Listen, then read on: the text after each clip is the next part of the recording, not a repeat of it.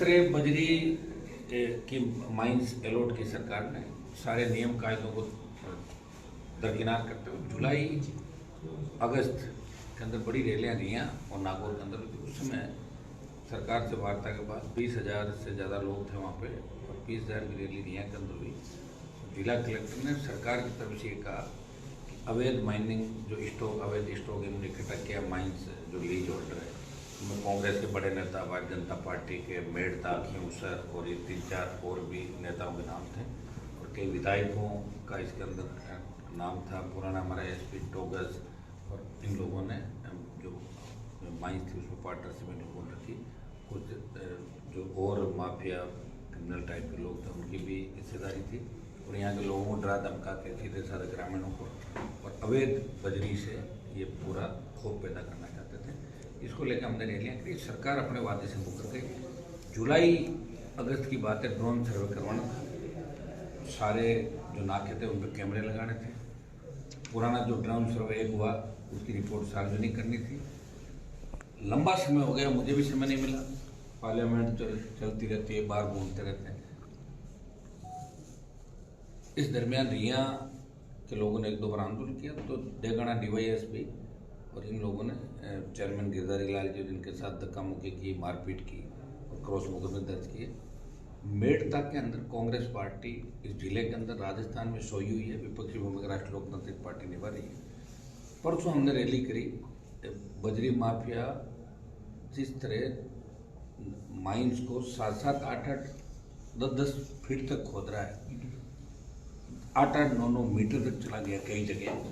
अवैध स्टॉक जो उन्होंने पत्थरगड्डी कर रखी उससे बाहर अवैध खनन इन्होंने किया और सारा सुबह शाम को 6 बजे से लेकर सुबह 6 बजे तक सही खनन नहीं कर सकते। इन्होंने सरेआम गुंडागर्दी करी यहाँ पे और जो भी बोला उसको पुलिस के माध्यम से डरा धमका के बंद किया। बजरी माफिया के आतंक के खिलाफ हमने परसों रैली करी शनिवार को और सुबह 5 बजे प्रशासन हमसे टाइम मांगा। सोमवार मंगलवार का हमने समय दिया। आज हम वेट कर रहे थे। एक मुद्दा हमारा ये था बजरी के अलावा बजरी की जो भी इलीगल गतिविधियां हो रही उन पर रोक लगे और इन पर लगाम कसी जाए, इन पर जुर्माना हो, मुकदमा दर्ज हो। गलत रवाना गलत रसीद बुक छपा के जिस वैध कर रहे हैं अवैध बजरी को, इसको लेके भी कई मामले में दर्ज कराने। दूसरा हमारा इश्यू था मेड़ता SDM का, जिसने 14,000 बीघा गोचर भूमि को गैर मुमकिन पाड़ और गैर मुमकिन मंगरा घोषित किया। राजस्थान में सबसे अनूठा है ये उदाहरण होगा। एक SDM की इतनी हिम्मत हो सकती है कि वो 14,000 बीघा जिसकी कीमत 100 अरब है, उस लैंड की 100 अरब कीमत है और उस लैंड को उन्होंने पौडियों के भाव JK वाइट और अल्ला जो खाड़िया के उनके नाम कराने के अंदर AME Gotan, AME Nagaur, SDM Merta, विधायक मेड़ता और कई लोगों की इसके अंदर संदिग्ध भूमिका। हम उसके खिलाफ कार्रवाई की मांग करते DYSP डेगाना के खिलाफ। दूसरे और मुद्दे थे एक पुष्कर मेड़ता और राज मेड़ता की जो अधिग्रहण हो रही जमीन रेलवे की, उसके अंदर हम चाह रहे थे कि बाजार भाव से इनको पैसा मिले। डेलीगेशन को मैंने अश्विनी वैष्णव जो मंत्री है उनसे दिल्ली के अंदर मुलाकात भी कराई और अब हम चाह रहे थे कि 20 से 25 लाख रुपए पर बीघा बाजार मूल्य से किसानों को मुआवजा मिले। ये सब हमारे बड़े इशू थे जिनको लेकर हम आंदोलन करते। आज हमारी इच्छा थी, सरकार ने हमें कहा कि हम आ रहे हैं और सरकार ने इसको हल्के में लिया। वहाँ कोई आया नहीं, हमने अल्टीमेटम भी दिया कोई हम आ रहे हैं बात करें, नहीं आए।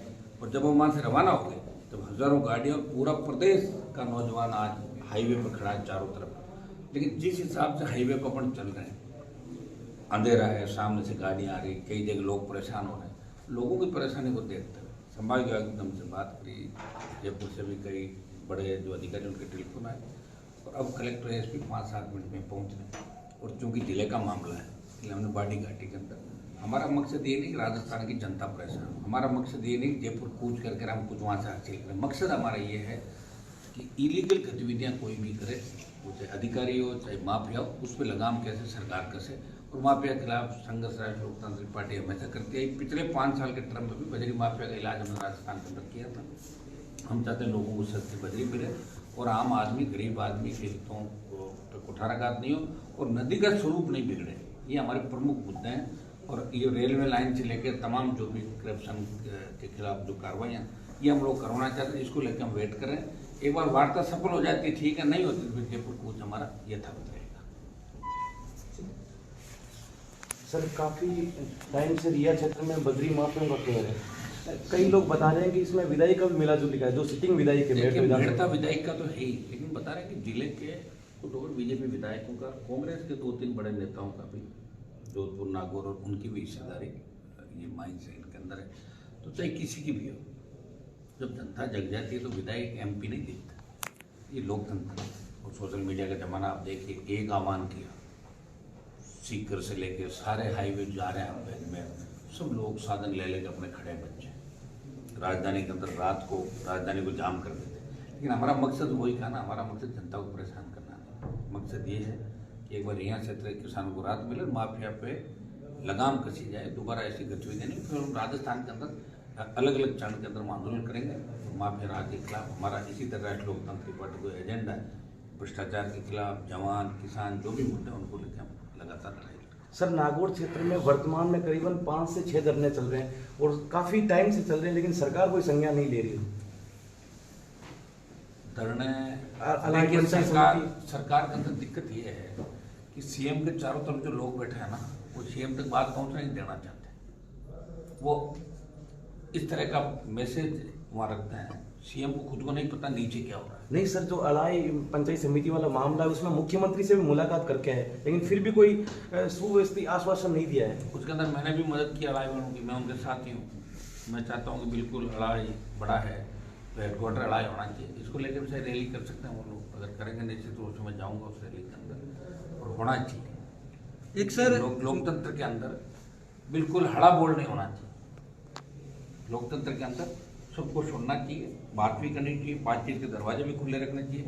इस सरकार में सबसे बड़ा दुर्भाग्य है कि बात करने वाला नहीं, अधिकारी सरकार चला रहे, जब ज़्यादा संख्या देखते तो बात कर लेते हैं, नहीं हो तो फिर अपने हिसाब चल देते हैं। इसीलिए कांग्रेस कोई आंदोलन नहीं कर रही, कि कांग्रेस तो सारी मिली हुई Bharatiya Janata party. Mid day meal घोटाला के अंदर आप देखिए, रोहतास जी का नाम तो सबसे पहले आना चाहिए, उनका तो विलोपित कर दिया, उनके नाम आगे सारे, जबकि शिक्षा मंत्रालय का ही फंड था सारा का सारा।